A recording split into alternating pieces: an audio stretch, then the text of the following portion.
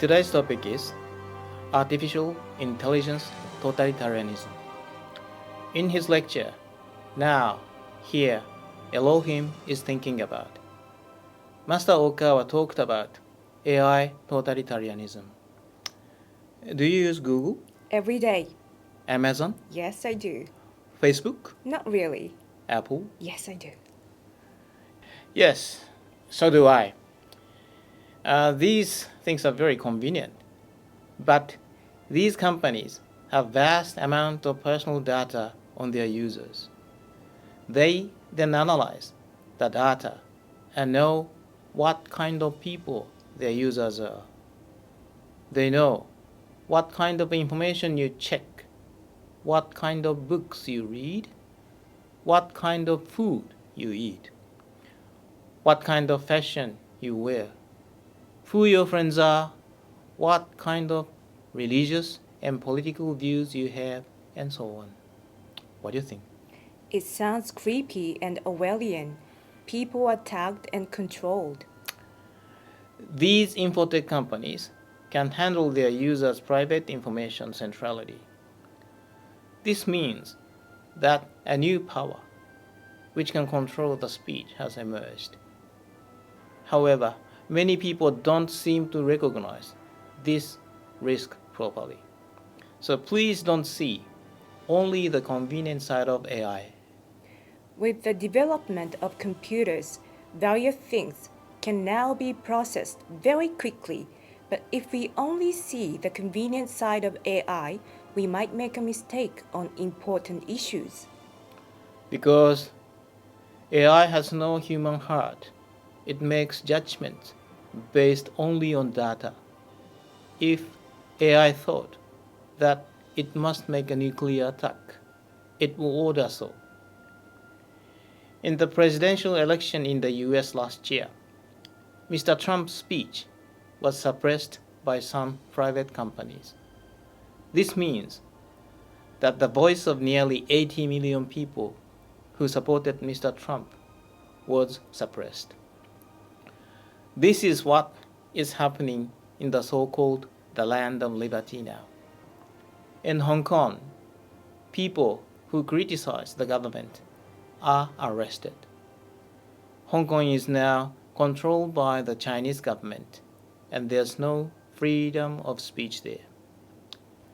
A dictator can brainwash people using AI.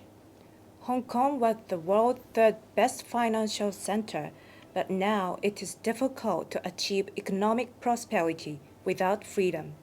The materialistic and atheistic totalitarian nation, like China, needs to change and recognize that it is impossible to create a utopia through justifying jealousy. Master Okawa says that a totalitarian nation wants to expand its hegemony endlessly. So, once China has gained control of Hong Kong, it will target Taiwan next.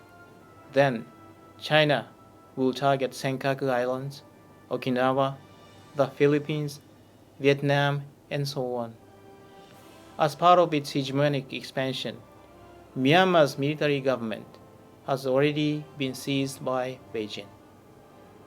The Chinese government is also using artificial intelligence technology to surveillant people. The Chinese government uses surveillance cameras and facial recognition technology to grasp the movements and activities of people. It is said that there's one surveillance camera for every 2 Chinese nationals. They use drones too to surveillance people. The government can arrest, for example, people who don't wear masks and jail them if it wishes. Also, they can arrest people who have faith. There's a high possibility of human rights violation in China. I read an article before, and it said China is exporting its AI powered surveillance technology to authoritarian governments around the world. Master Okawa teaches that the totalitarian nations have secret police. They try to control people by secret police. Also, there are concentration camps in totalitarian nations. The government isolates people who are against it by putting them into the camps. It is unfortunate that in order to achieve equality of outcome, violence is used to suppress people's right or freedom. We need to have freedom, and among a lot of opinions and values, we need to learn good and evil and choose what is right. In the totalitarian states, there's no God. In China, Xi Jinping is trying to become the God. Elohim, the supreme God, is now concerned about the current situation that totalitarianism is spreading to the world. While diversity is important, we should know what is right and wrong. In this lecture, Master Okawa also teaches some other problems the world is facing now, and how Elohim is thinking about them. We would like as many people as possible to watch this lecture, and you shouldn't miss it. I believe this lecture will tell you the right way of living as human beings and the importance of happy science activities. Please watch the lecture and build up your life and work with your faith in God.